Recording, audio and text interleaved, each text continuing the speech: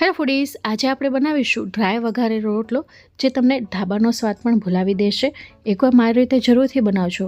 આ ટેસ્ટમાં એટલો બધો ટેસ્ટી લાગે છે કે તમે વારંવાર આ રીતે બનાવશો અને આનો સ્વાદ તમારા મોઢામાં ચોક્કસ રહી જશે. તો ચાલો બનાવીએ ડ્રાય વઘાર રોટલો. તો આ રોટલો બનાવવા માટે તમારે ઠંડા રોટલાનો ઉપયોગ કરવાનો છે. મેં અહીંયા 2 નંગ જેટલા રોટલા લીધા છે અને આવી રીતે હાથોની મદદથી એને ચોળી લેશું અને આવી રીતે નાના ટુકડાઓમાં કટ કરી લેવાના છે. તો ચોળશો ને તો થોડોક ભૂક્કો પણ થશે ને આવી રીતે નાના નાના પીસ પણ થશે, તો જે ખાતી વખતે સારા લાગે છે. એકદમ મોટા મોટા પીસ ડ્રાય રોટલામાં સારા નથી લાગતા. એ આપણે ગ્રેવીવાળો એટલે કે છાશવાળો રોટલો કરતા હોઈએ છીએ ને એનામાં સરસ લાગે છે. તો અહીં આપણે આ રીતના ચોળીને જેને લેવાના છે અને આનામાં તમારે ગરમ રોટલાનો ઉપયોગ તમે નહીં કરી શકો. આના માટે તમારે ઠંડા રોટલાનો જ ઉપયોગ કરવો પડશે. તો અહીં બંને રોટલા આપણે ચોળાઈ ગયા છે. હવે આને આપણે મૂકી દઈશું સાઈડમાં. બીજી તરફ એક ખાંડડી લઈ લેવાની છે અને એની અંદર આપણે તીખાશ પ્રમાણે લીલા મરચાં લેશું. તો મેં અહીંયા 3 નંગ જેટલા એકદમ તીખા મરચાં આવે એનો ઉપયોગ કર્યો છે. નાનો ટુકડો આદુનો લેશું ને આદુથી વધારે ક્વોન્ટિટીમાં આપણે લસણની કળી લેવાની છે. તો 10 નંગ જેટલી લસણની કળી લીધી છે. હવે સાથે આનો ફ્લેવર એન્હાન્સ કરવા માટે આપણે 1/2 ટીસ્પૂન જેટલું કાચું જીરું નાખીશું અને બધું સાઈડે ખંડાઈ જાય એ માટે કરીને મીઠું નાખીને આવી રીતે આપણે અધકચરી પેસ્ટ બનાવી લેવાની છે. એકદમ ફાઇન પેસ્ટ નહીં બનાવી. ત્યારબાદ આને સાઈડમાં મૂકી દઈશું. હવે એક બાઉલની અંદર 1/4 કપ જેટલું પાણી લેશું. હવે તમને એમ પ્રશ્ન થશે કે રોટલો તો ડ્રાય છે તો પાણીનો ઉપયોગ શું કામ, એ હું તમને આગળ જણાવીશ. અહીં 1/2 ટીસ્પૂન જેટલી હળદર પાવડર, 2 ટીસ્પૂન જેટલું કાશ્મીર લાલ મરચું પાવડર લીધું છે. આનાથી રોટલાનો કલર સરસ આવે છે. આ મરચું તીખું નથી હોતું. સાથે આપણે 2 ટીસ્પૂન જેટલું ધાણા જીરું પાવડર નાખીશું.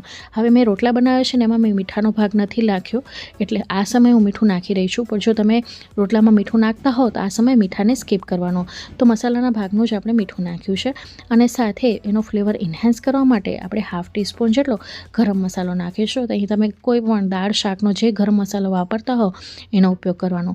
ત્યારબાદ મસાલાને મિક્સ કરી લીધું છે ને આવી રીતે હવે આને મૂકી દઈશું સાઈડમાં, જેથી મસાલા આપણા સરસ ફૂલી જાય. વઘાર કરવા માટે મેં 4 ટેબલ સ્પૂન જેટલું તેલ ગરમ કરી લીધું છે. તેલ આવી ગયું છે એટલે 1 ટીસ્પૂન જેટલી આપણે રાઈ નાખી છે. 1/4 ટીસ્પૂન જેટલી આપણે આની અંદર હિંગ નાખીશું. રાઈ ચટકવા માંડે એટલે મીઠા લીમડાના પાન નાખીશું. હવે અહીંયા વઘાર સાહિત્ય ચટકી ગયો છે તો હવે આની અંદર જે આપણે આદુ મરચાં અને લસણની ખાંડેલી પેસ્ટ તૈયાર કરીને રાખી છે એ નાખી દઈશું અને આને લગભગ 1-8 મિનિટ સુધી સાતળી લેશું, અથવા તો જ્યાં સુધી એની કચાશ દૂર ન થાય ને ત્યાં સુધી સાતળવાનો છે. તો અહીં તમે જોઈ શકો છો કે ધીરે ધીરે પેસ્ટનો કલર છે ને એ ચેન્જ થવા લાગ્યો છે. તો હવે આની અંદર એક મોટી સાઇઝની એકદમ બારીક ચોપ કરેલી ડુંગળી નાખીશું. હવે તમે લસણ અને ડુંગળી ન ખાતા તો અહીંયા તમે સ્કીપ કરી શકો છો. તમે ફક્ત ટમેટાનો ઉપયોગ કરી શકો છો. સાથે કેપ્સિકમ મરચું પણ નાખી શકો છો. વઘારમાં તમારે આદુ મરચાંની પેસ્ટ નાખવાની. આ મેં લીલી ડુંગળી લીધી છે અને સાથે લીલું લસણ લીધું છે. બંને 4 કળી લીધી છે. સારી રીતે આપણે ચલાવી લેશું. લગભગ કપના માપથી જોઈએ તો 1/2 કપ જેટલું આ છે. હવે અહીંયા છે ને શાકભાજીનો ક્રંચ આપણે મેન્ટેન રાખીશું. બહુ ઘડાવી નથી નાખવાના, ફક્ત એની કચાશ દૂર થાય એટલું જ પકવીશું. ઓવરકુક નહીં કરીએ. ક્રંચ મેન્ટેન રહેશે તો ખાતી વખતે સરસ લાગે છે.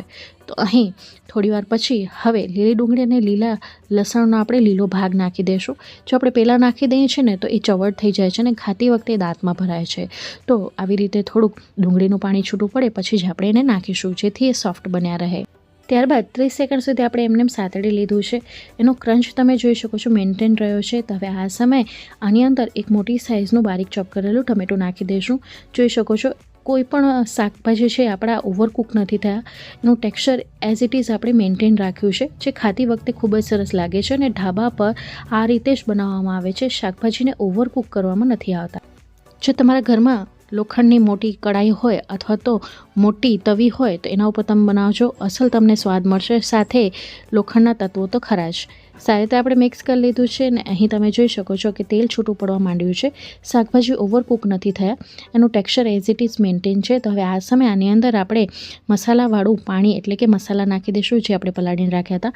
આમ કરવાથી એક તો મસાલા બળશે નહીં, મસાલા ફૂલી જશે અને એનો સ્વાદ તો સરસ આવશે. સાથે આપણે ડ્રાય રોટલો બનાવી રહ્યા છીએ ને તો એનામાં થોડુંક મોઇશ્ચરનો ભાગ રહેશે અને ખાતી વખતે છે ને ઘડામાં ડચુરો નહીં વળે, કારણ કે રોટલાનું જે ટેક્સચર હોય છે ડ્રાય હોય છે, એટલે ઓવર ડ્રાય નહીં લાગે. હવે બધી વસ્તુને મિક્સ કરી લઈશું. આવી રીતે આપણે પાણીમાં પલાળીને લીધા છે ને તો મસાલા આરામથી રોટલાની અંદર સુધી જશે અને ખાતી વખતે રોટલો અંદરથી પડશે ને ફીકો નથી લાગતો. હવે તમે અહીં જોઈ શકો છો કે રોટલાએ બધું પાણી એબ્ઝોર્બ કરી લીધું છે, છતાં આપણો રોટલો છે ને ડ્રાય તૈયાર થયો છે અને આ એકદમ ચટાકેદાર ને ફ્લેવરફુલ તૈયાર થાય છે. તો જો આજ સુધી આ રીતે ક્યારે પણ તમે વઘારેલો રોટલો ટ્રાય ન કર્યો હોય ને તો એકવાર મારી રીતે જરૂરથી બનાવજો, તમને સ્વાદ દાઢે રહી જશે. છેલ્લે આપણે ઝીણી સમારેલી કોથમીર નાખીશું, હલકે હાથેથી ફરી પાછું આપણે બધું મિક્સ કરી લઈશું. અહીં મસાલા અંદર સુધી ચડી ગયા છે ને હવે છેલ્લે આનો એકદમ ફ્લેવર એન્હાન્સ કરવા માટે 100 ગણો વધારવા માટે છેલ્લે 1 ટીસ્પૂન જેટલો આપણે પાઉંભાજીનો મસાલો નાખીશું. તો આ મસાલો ઉમેરવાથી રોટલાનો સ્વાદ 100 ગણો વધી જાય છે. હલકે હાથેથી બધું મિક્સ કરી લીધું છે ને આ રોટલો તૈયાર છે પીરસવા માટે. તો તમે જોઈ શકો છો એકદમ છૂટો મોઇશ્ચરવાળો રોટલો તૈયાર થયો છે. આને છે ને ઠંડા દહીં સાથે ખાવાની ખૂબ જ મજા આવે છે. ઉપરથી ઘી જરૂરથી નાખજો, મજા પડી જશે ઠંડીમાં ખાવાની. તો ફ્રેન્ડ્સ, આજની આ રેસીપી તમને કેવી લાગી તમારો અનુભવ મારી સાથે શેર કરવાનું ભૂલતા નહીં. જો મારી રેસીપી તમે ટ્રાય કરો છો તો પણ તમે કમેન્ટ બોક્સમાં તમારો અનુભવ જરૂરથી જણાવજો. એ જાણીને મને ખૂબ જ આનંદ થશે. તમે મારી રેસીપી કયા ગામ, કયા શહેર, કયા મેગા સિટી, કયા મેટ્રો સિટીથી જોવો છો કમેન્ટ બોક્સમાં લખીને જરૂરથી જણાવજો. એ જાણીને મને ખૂબ જ આનંદ થાય છે કે મારો વિડીયો દેશના કયા ખૂણા સુધી પહોંચ્યો છે. હું ફરી મળીશ આવી જ નવી ઇન્ટરેસ્ટિંગ રેસીપી સાથે. ત્યાં સુધી આવજો, bye, take care, thanks for watching.